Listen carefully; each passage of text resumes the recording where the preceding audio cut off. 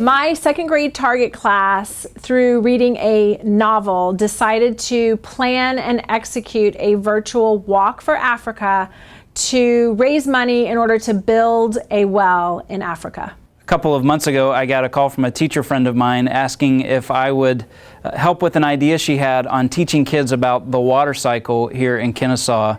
The idea was to talk about what issues other kids in the world deal with as it applies to water. So I work in Burkina Faso, West Africa, and it's one of the poorest countries in the world, just recently rated as the 5th worst place to live in the world. And one of the reasons are because of the issues with clean water. Kids have to make long walks to water every day, even sacrifice their time in school. But these kids in Mrs. King's class decided they would make a difference. And over the last several months, by doing some little fundraisers and then a bigger idea that they came up with their teacher called a virtual walk for water, these kids have raised over $2,000 to provide clean water in a village in Burkina Faso, West Africa, a hand-dug well that will be wonderful for people in a community there. It will benefit hundreds of people. These second graders this year have not only learned a lot, but they have made a difference in the lives of someone else on another part of the world. Getting kids to think critically through learning is so important. Through my second graders' virtual Walk for Africa service learning project, they were able to focus on both cognitive learning standards and affective learning standards.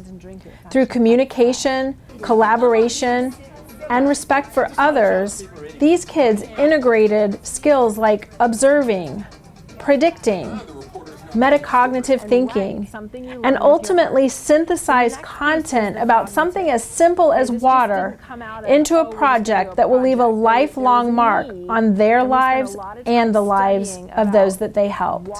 Madeline has been working on the water projects all year long, and we've really seen it come through several different stages.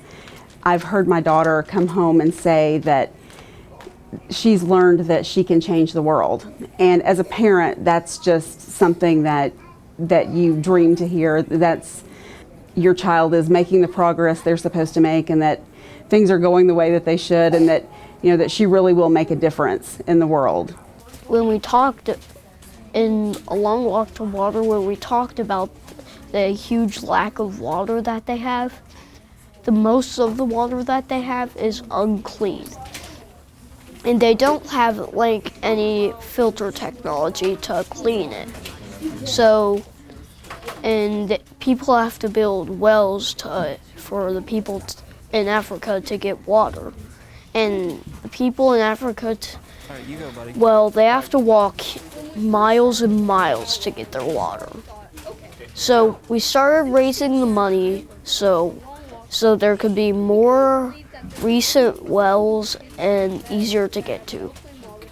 For Africa, I say that for my idea, I was thinking that all the Africans, they should not have to walk so far for water, and they would only just have to walk like 1 or 2 steps. There is 3 types of water, and we have spring water, we have salt water, and we have ice water. So for the salt water, we have a lot of salt water in the world. And then there's only 1% of usable spring water.